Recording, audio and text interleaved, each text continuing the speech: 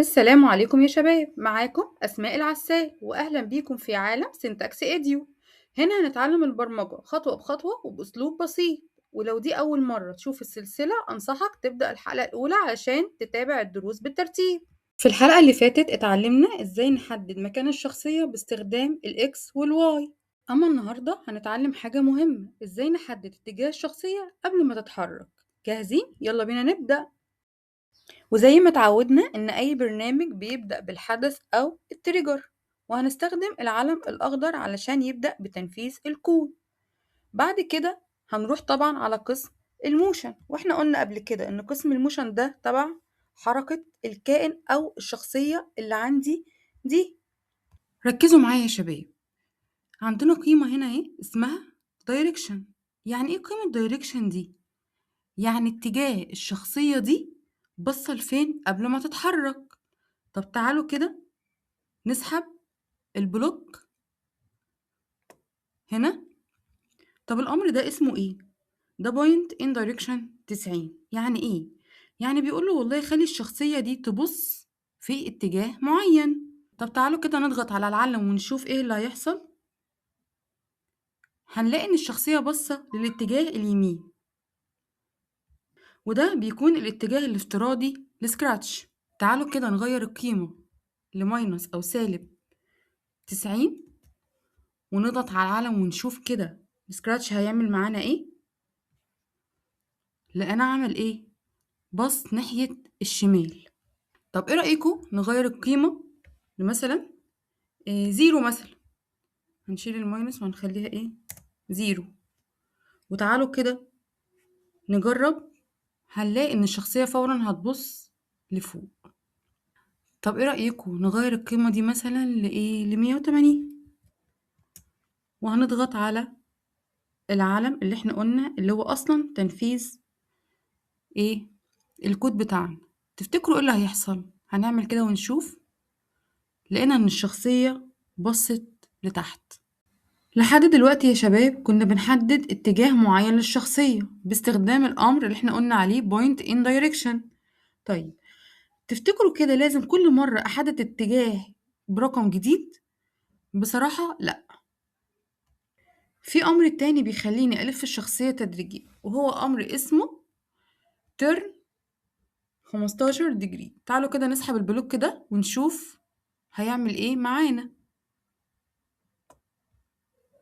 بعد ما سحبنا البلوك تحت العلم الأخضر، لاحظوا كده إن الشخصية هتعمل إيه؟ لفت معايا 15 درجة زي ما انتوا كده شايفين. يعني أمر ترن 15 ديجريز ده بيعمل إيه؟ مش بيغير اتجاه معين، لكنه بيخليني إن الشخصية دي تلف معايا 15 درجة. بس خلي بالكم إن في حاجة مهمة جدا لازم تعرفوها. إحنا لسه معانا الأمر بتاع point in direction 90 ده، شايفينه اللي هو فوق ده صح؟ مع وجود الأمر ده كل مرة بضغط على العلم البلوك ده بيخلي الشخصية تلف 15 درجة. تعالوا كده نجرب. شوفوا، لاحظوا ان القط لف معايا 15 درجة. لاحظوا حاجة مهمة، احنا لسه سايبين الأمر بتاع point in direction فوق ده صح؟ طيب لو احنا ضغطنا على العلم مرة تانية تفتكروا الأمر ده هيتنفذ؟ فكروا كده. بصراحة مش هيتنفذ. شوفوا، مش هيتنفذ ولا هيعمل أي حاجة معايا، لأن أول أمر بينفذه الكمبيوتر هو البوينت in direction، وده بيرجع الشخصية ل90. ده بينفذ إن هو بيقول لف 15 درجة اللي هي turn 15 degrees.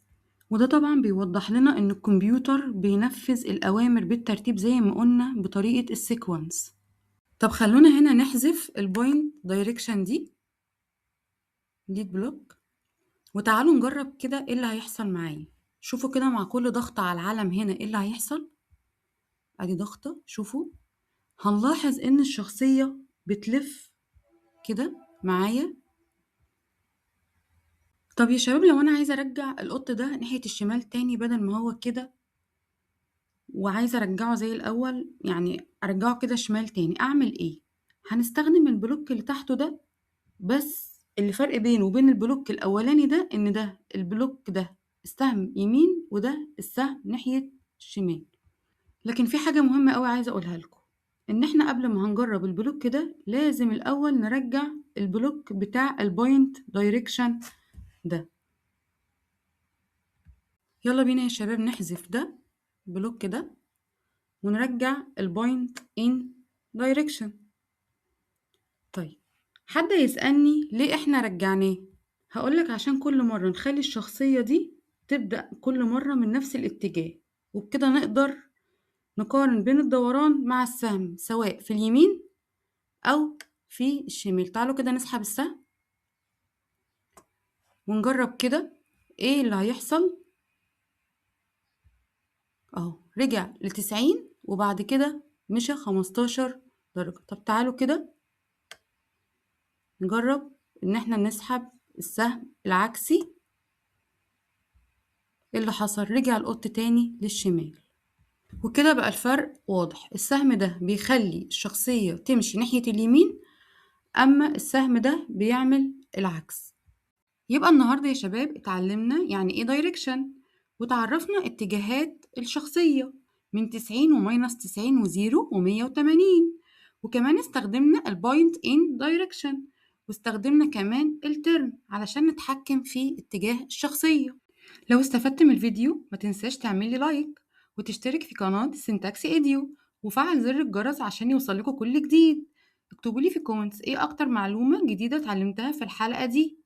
أشوفكم على خير الحلقة الجاية. باي باي.